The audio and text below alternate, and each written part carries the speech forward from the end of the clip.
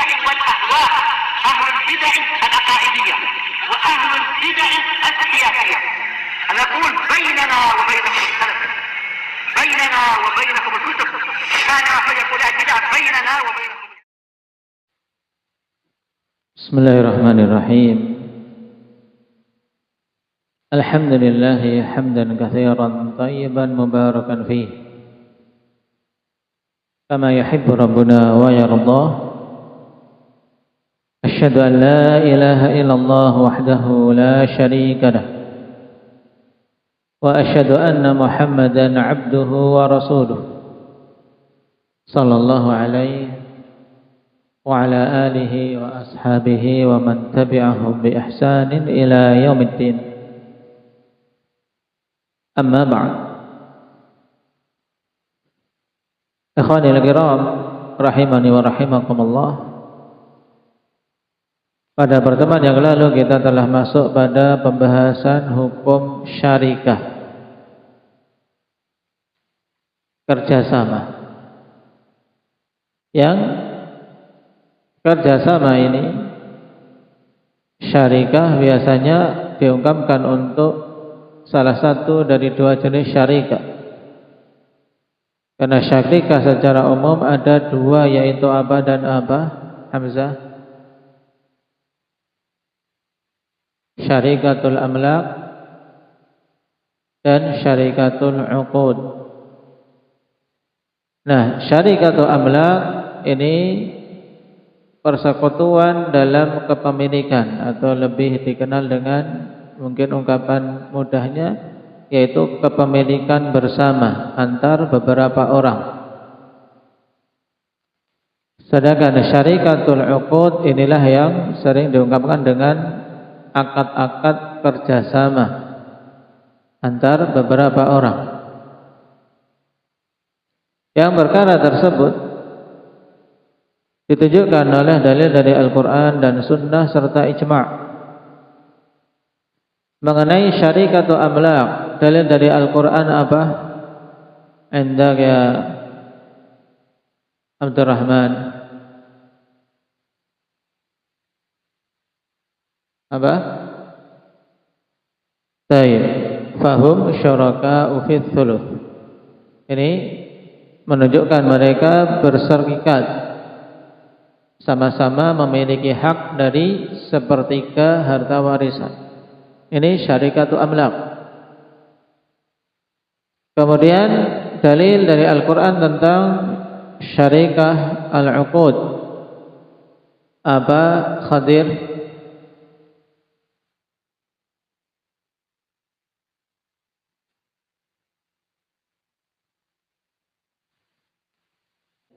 Naam, wa inna katsiran minal khulata la yabghi ba'duhum ala ba'din, pada surat Shad. Al-khulata maksudnya adalah mereka-mereka yang memiliki kerjasama. Nah, kebanyakan orang-orang yang memiliki akad kerjasama, mereka sebagiannya terhadap sebagian yang lain saling menzalimi, saling berbuat curang. Yang penting aku dapat untung lebih besar. Kecuali orang-orang yang Allah Subhanahu wa taala berikan taufik untuk bisa jujur dalam kerjasamanya. Dan ini seharusnya kita. Baik. Nah, sekarang kita masuk pada pembahasan syarat-syarat syarikah. Qala al-Imam Sa'di rahimahullahu taala, wa yakunul milku fiha war-ribhu bihasabi ma yattafiqani alaih idza kana juz'an musya'an ma'luman.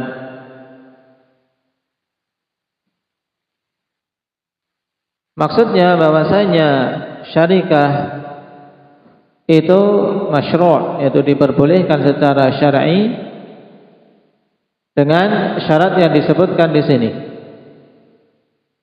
Nah, dan maksud kalimat Imam Sa'di di sini, wa yakunul milku fiha war ribhu bihasabi ma yattafiqani alaih. Bahwasanya dalam kerjasama, kepemilikan pada suatu barang atau suatu benda, demikian pula keuntungan itu sesuai dengan kadar yang kedua belah pihak yang berserikat sepakat padanya. Idza kana juz'an musya'an ma'luman, apabila itu adalah bagian yang apa? Yang musya'. Musya' itu pembagiannya telah jelas, musya'an ma'luman. Diambil persen, misalnya ini sepertiga dari keseluruhan. Yang kalau 3 orang memiliki satu petak tanah, berarti masing-masing dapat sepertiga. Nah, ini harus apa? Juz'an musya'an ma'luman. Baik. Nah, dari sini isyarat tentang syarat-syarat diperbolehkannya syarikah.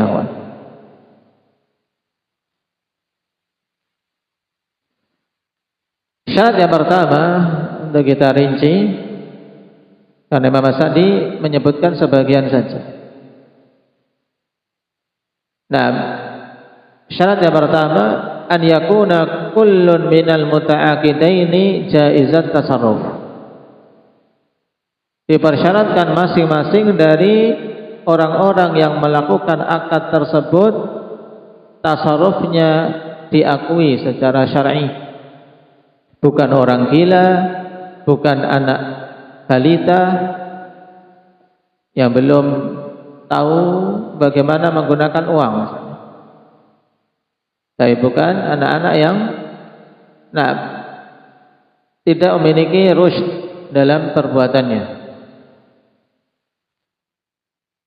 Kemudian syarat yang kedua, an yakuna ra'su mali syarikah ma'luman min kulli syarik. Dipersyaratkan modal dalam kerjasama itu diketahui secara jelas dari masing-masing orang yang bekerja sama. Modalnya jelas. Misalnya sama-sama ingin membangun suatu usaha.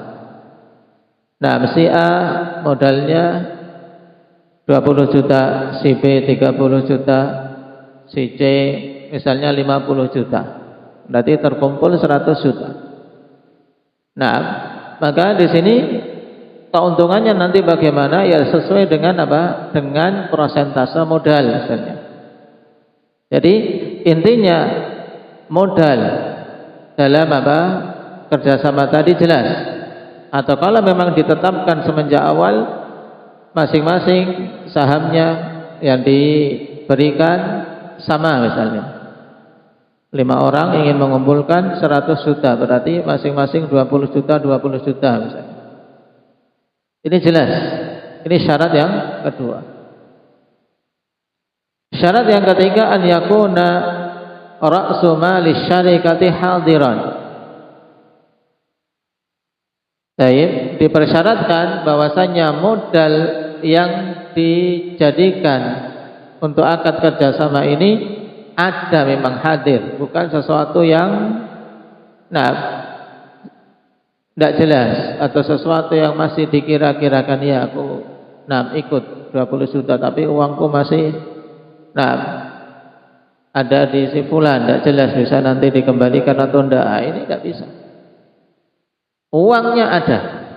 Nah, modal yang ingin dia ikut andil dalam akad kerjasama tersebut ada, jelas. Tapi bukan sekedar kira-kira.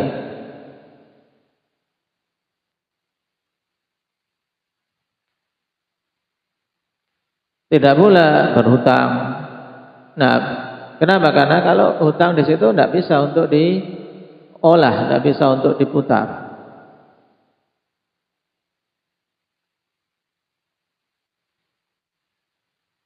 Kemudian syarat yang keempat, maksudnya di sini harus hadir. Hadirnya ini terserah nanti misalnya si A, si B, si C, si D. Untuk kerjasama masing-masing disepakati modal 20 juta. Intinya masing-masing menghadirkan uang 20 juta sehingga terkumpul memang modal ada 100 juta. Sehingga tidak bisa misalnya si E kemudian mengatakan, ayo saya ikut syarikat. Berapa kamu? Ya saya 20 juta tapi utang dulu. Jadi yang terkumpul cuman 80 juta. Yang 20 juta ditulis si E tapi dia masih utang. Nanti kalau ada untung baru dia cicil. Nah ini namanya ndak urun modal. Ya, paham? Syukran. Ndak urun modal. Tapi seandainya si E ini utang kepada pihak lain. Saya pengen ikut kerjasama itu. Dia utang kepada pihak lain 20 juta kemudian masuk ke situ. Bisa tidak? Bisa. Nah, yang demikian bisa. Ini maksud dari syarat an yakuna ra'su mali syarikati hadiran. Kemudian syarat yang keempat, an yakuna li kulli wahidin juz'an. An yakuna li kulli wahidin juz'un min ar-ribhi musya'an ma'luman. Nah, ini yang disebutkan oleh Imam As-Sa'di rahimahullahu taala. Bahwasanya alhamdulillah yahdikumullah wa yuslih. Bahwasanya untuk masing-masing yang ikut dalam kerjasama tersebut penetapan untungnya ikhwan, keuntungan dengan persentase yang telah diketahui.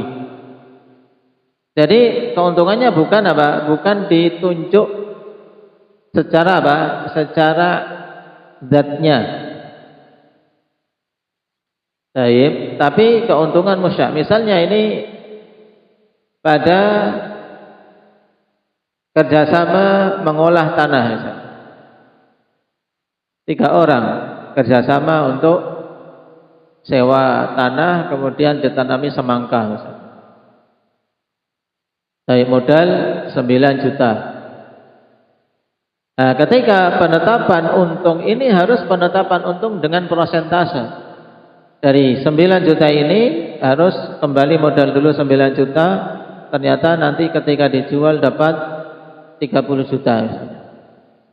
Berarti dikurangi 9 juta kemudian untung ini baru dibagi sesuai persentase. Berarti masing-masing sepertiga. Tidak boleh kawan dalam pembagian misalnya garap tanah, kemudian langsung ini jatahmu nanti, ini jatah si B, ini jatah si C. Seperti ini tidak boleh. Kenapa? Karena bisa saja yang jatah si A ternyata rusak, ternyata tidak berbuah. Yang B berbuah banyak, untungnya banyak. Si A, tidak dapat apa-apa. Si C kena hama misalnya. Demikian tidak boleh. Tapi harus maksudnya ribh yang musya'an makluman. Musya' itu melingkupi semuanya, baru dibagi persentase. Tidak boleh ditetapkan ini bagian si A, ini bagian si B, ini bagian si C. Secara zatnya tidak bisa. Maka perhatikan catatan kaki ini, penjelasan untuk syarat yang disebutkan oleh Imam As-Sa'di tersebut. Ai katsulusi awir rubu'i wa nahwi. Seperti misalnya sepertiga atau seperempat dan semisalnya. Qala wala yajuzu an yuj'ala li ahadihima darahimu muayyanah wala ribhu syai'in muayyan. Sehingga tidak boleh untuk jadikan untuk salah satu dari keduanya dirham secara tertentu. Misalnya dalam akad kerjasama, kawan, ini sudah tidak benar. Misalnya akad kerjasama, kerjasama yang namanya kerjasama kan tadi dengan persentase hasil keuntungan. Tapi ini tidak kerjasama. Modal 10 juta. Nanti setiap bulan akan dapat untung langsung ditetapkan. Dapat untung sebulan 2 juta. Seperti ini. Penetapan dirham seperti ini, penetapan uang nilai secara pasti seperti ini, ini dalam akad kerjasama tidak memenuhi syarat. Tapi akad kerjasama yang benar, 2 juta nanti dapat sekian persen dari keuntungan. Kenapa? Karena namanya usaha, kadang ada untung, kadang ada rugi, kadang untungnya besar, kadang untungnya kecil. Tapi kalau pada sebagian yang beredar kadang di grup-grup atau promosi-promosi itu, kadang di media-media sosial, tanam modal 10 juta, nanti setiap bulan kembali dapat 2 juta. Nah, seperti langsung ditetapkan seperti ini bukan metode yang memenuhi syarat yang kita pelajari ini. Baik. Karena itu jadinya bukan kerjasama, karena tidak ada kemungkinan rugi. Tapi biasanya seperti ini diapusi. Habis itu dikasih 5 bulan, dapat 5 juta, 10 juta hilang. Tidak balik, dibawa lari oleh orangnya. Biasanya seperti itu. Kasih dulu seakan-akan 1 bulan dapat untung, padahal modalnya sudah dia keluar 10 juta. Tanam modal 10 juta dengan janji setiap bulan dapat 1 juta. Dikasih 5 bulan, jalan, sudah senang, nyari teman, aku tanam modal 10 juta, setiap bulan dapat 1 juta, padahal modalnya saja itu dikembalikan. 5 bulan berjalan, orangnya lari. Ini beberapa kasus terjadi. Di daerah saya ada pernah, sudah makan korban banyak seperti itu. Jadi itu bukan keuntungan, sebenarnya uang dia, modalnya itu saja dikasihkan. Sebagiannya setelah itu dibawa lari, sisanya yang banyak.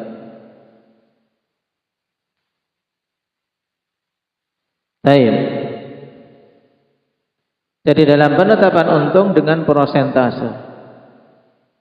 Qala Ibnul Mundhir rahimahullahu taala, ajma'a kullu man nahfadhu anhu min ahli al-ilmi ala ibtalil farad idza syarata ahaduhuma anna kilahuma li nafsihi darahim ma'luman aw kilahuma idza syarata ahaduhuma aw kilahuma li nafsihi darahim ma'lumatan. Baik. Ibnu Mundhir mengatakan telah berijma semua ulama yang kami hafal ilmu dari mereka tentang batilnya penanaman modal apabila salah satu dari keduanya atau bahkan kedua-duanya mempersyaratkan untuk dirinya jumlah nilai dirham tertentu. Misalnya, sudah aku mau tanam modal, tapi setiap bulan harus dapat untung sekian. Ini maksudnya. Misalnya diminta, ayo kerjasama, masing-masing 10 juta. Karena dia butuh mengumpulkan 50 juta, cari 5 orang teman untuk kerjasama. Yang lainnya mau dapat yang kelima mempersyaratkan, ya aku mau kerjasama 10 juta ini, tapi syaratnya pokoknya 1 bulan saya dapat sekian. Boleh tidak seperti ini? Anda dikri? Boleh tidak?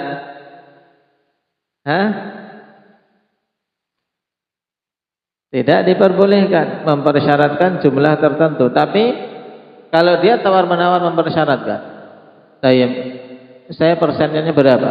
Dapat berapa persen kira-kira nanti? Dijelaskan, karena kita 5 orang, maka nanti masing-masing dapat 20% dari keuntungan. Makanya seperti ini syar'i. Wa takunul khasaratu 'alaihi ma'ala qadril mal. Dan kerugian yang diterima Nah, antar kedua belah pihak yang kerjasama ini sesuai dengan kadar hartanya.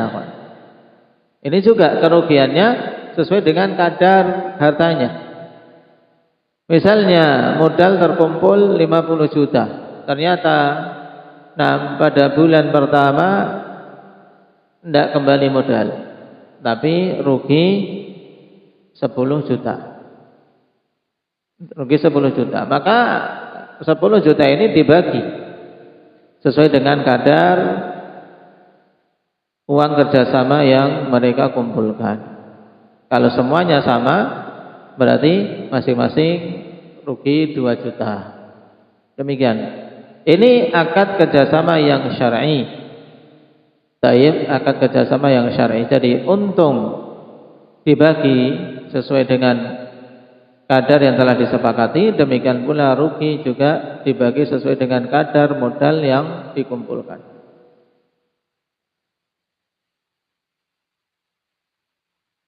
Baik. Adapun jenis-jenis syarikat insyaallah kita ambil pada pertemuan berikutnya.